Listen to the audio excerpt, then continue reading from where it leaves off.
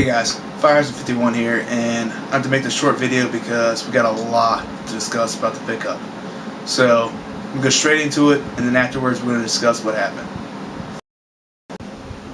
Alright, so the first store we went to was a half-price bookstore, and this is the first game I picked up. It's Centipede for PlayStation, and I picked it up for basically $4. It doesn't have the manual, it just has the front cover, which kind of sucks. But the game itself is in really good condition. I mean, there's hardly any scratches on it. And I kind of decided that I'm going to start collecting Atari games, the remakes, and just compare them to the originals, because the originals were awesome games. So I just kind of want to see, like, you know, if they kept with the tradition of good gameplay, or if they've actually just fell off the mark. I mean, because back in the day, you didn't need awesome graphics to have a good game. But now they have better graphics. I'm wondering if the gameplay is just as good or not. So that's a new thing I'm going to start doing, is actually start collecting remakes and re-releases of Atari games on the newer systems. And then secondly, we got Final Fantasy X here. I got it for $8.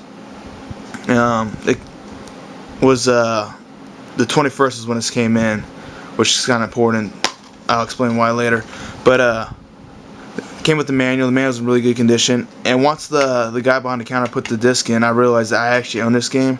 This is one of those games I picked up at a garage sale for $2. But I have the case now and the manual, so I don't think that's too bad for the price, you know. And then we got Namco Museums 15th anniversary. It's got 14 Atari games on here, arcade Atari games. I kind of, did a bad thing because it's $10. That's a lot for me to be paying for a, not really good game. But I started collecting these Atari games, and I don't know, it's kind of hard for me to pass up. This is definitely not a steal. This is a bit overpriced, honestly. This should be more of like a $5 buy, but it came on the 24th, so I'm thinking that's why they had it priced that kind of high. But I don't know, I couldn't pass it up for some reason. And then we went to Goodwill, where I picked up a few games there. Let's see what we got here. We got so I think this is Mega Man 3. Let me zoom up on it so you can see. Is that gonna focus or what? There we go. So yeah, it's Mega Man 3 Battle Network Blue. I've never heard of this game, but it's a Mega Man game. And I picked it up for, where's the price at? $2. And you can see the date on there is the 28th, and that's all these pickups from the Goodwill are from the 28th. So that's a nice deal. And then we got Wario Land 2, $2 again. And we got Super Mario Land 2 Golden Coins. Get a zoom up on that. See, it's in really nice condition. This one is actually loose, but I actually found a game that actually had a case, and I took the game out of the case and I put my game in there, so I got a case for it. And then next up, there was actually a Sega Saturn there, and a Sega Dreamcast, and it was priced for $20, and I already have one. But they had some controllers there, and they had a third-party controller there, and it had these I guess that's a rumble pack. I don't know. I never had a Sega Dreamcast, so I'm guessing it's a rumble pack. But it also had this memory card in there, and I only have one right now, and it's a red one. So I thought I'd pick it up. I mean, it was $2, but this was these were all in a third-party controller, and they had the regular Sega Dreamcast controller there. So I basically just took the peripherals out of it and just put it in the Sega Dreamcast one, because all the controllers were priced for $2, even the one that had all the stuff in it, and they weren't individually marked. So I basically put them into a Dreamcast controller and got it that way. And then next we went to, or finally I should say, we went to a half-price bookstore again, and I got a lot of games there. And this is Pac-Man, Greatest Hits for PlayStation 1, and it got marked down. It's been there for a while. This is $2.26. Is when they first got it. They got it marked down for $3. And the jewel case is cracked, but you can re-get those for cheap anyways. And the game itself is it's in really good condition, But for $3, definitely gonna pick it up. Then the next one we got here is Cubert for the PlayStation, and again it's another Atari game for $3. It's a really good deal. The manual's in really good condition. The game's in really good condition too. I mean, it's like brand new. So that was a good deal for $3. And then we got this boxed Game Gear game, X-Men. It was priced for $4. This came in on the 11th.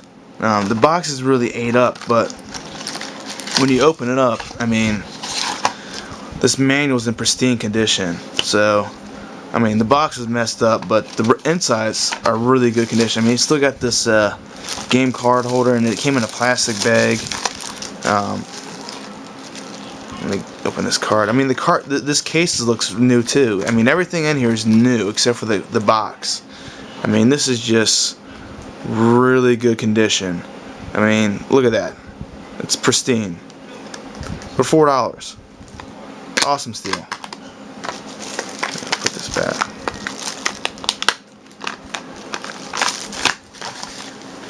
And next up we got here is Sonic Heroes for $3. I know it's not a great game, even though it's considered a greatest hit. I'm not sure why they consider it a greatest hit. I mean, I heard bad things about all the Sonic games since the Sega Genesis, pretty much. But I figured I'd try it out and see what they're talking about. I mean, it's a really good condition, so you know, Sonic games. I love Sonic, so I figured I'd try it out. I mean, I never tried it. $3, it's worth it.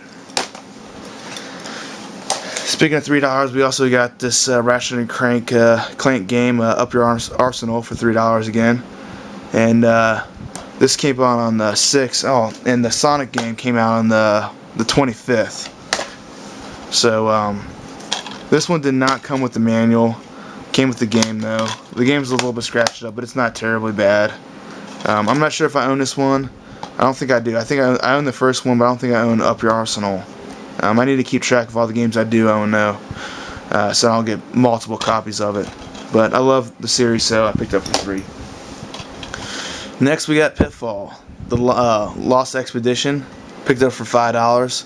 It's a little pricey, but it's a it's a Atari classic, and it's kind of remade. So if you look up here, it says bonus material. Bonus includes Pitfall and Pitfall 2. I think those are the actual Sega Genesis variants. No manual. Game's in good condition though. Not too bad for $5. Then we got Final Fantasy X2. Picked it up for $7.50. And this came out on the 18th. I don't know if I said when this one came out. This one came out on the 25th of this month. And yeah, I never played this. I heard good and bad things about it. But the manual's in really good condition, so is the game. So, I mean, that's a good deal for a Final Fantasy game, I think, you know. And then comes the really good steals, because as I was looking around, I went through the regular game section, and then I came across this other section underneath the racks of CDs and stuff, and it was kind of hidden. It was the discounted section. So in that discounted section, I found some other games there, and I found this one there. It's the Lion King for Game Gear. I don't own this. And on the back here, let me see that. See, it says like $25. And I'm like, this can't be the real price. I mean, $25 for a game? That's ridiculous. But then I did, then I started thinking about it. I'm like, usually they have like a bigger number for the dollar, so maybe this is 25 cents. And sure enough, it was a quarter for the Sega Genesis game, or Sega Game Gear game. And the Lion King was a classic on the Super Nintendo and Genesis, so I'm kind of wondering how the Game Gear turned out. The next up is it's again another quarter game, 25 cents. Techno Clash. I have no idea what this game is. I know it's not a sports game, so any sports game or any non-sports game for 25 cents on a Sega Genesis is going to be awesome, I think.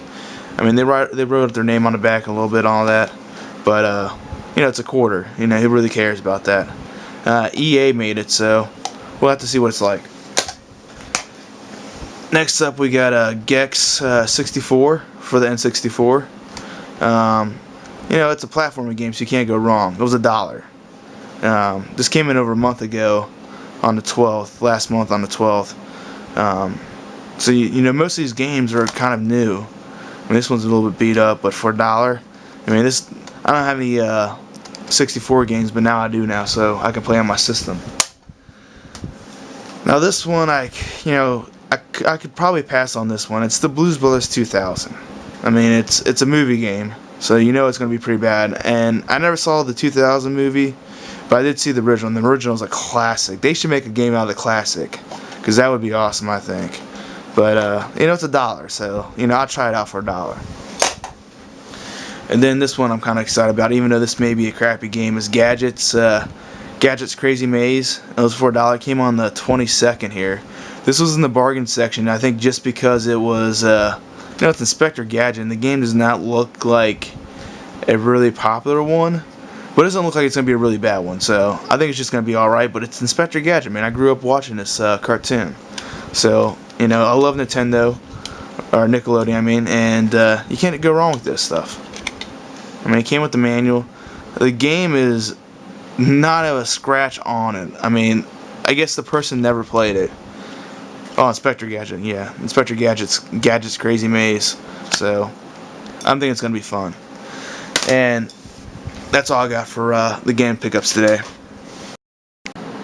Hey guys, so I saw, you know, everything was pretty decent priced. Some really good steals, some alright prices, but they get stock in fairly often, it seems like. All those dates on those games, fairly new, you know, and there's a ton of games there. I didn't show you all the games, but that's going to be in a separate video because I can't fit in this one. So check out that video. You can see all the different games that they had there that I went through, and I hope you get an idea of like how many games are there, and the price ain't too bad. So I'm suggesting you guys check out your half price bookstores, any other bookstores that sell used books and used media, because they might carry games too. And you can find some old retro games there for a pretty decent price. So that's my tip for you guys, and I'll see you next video.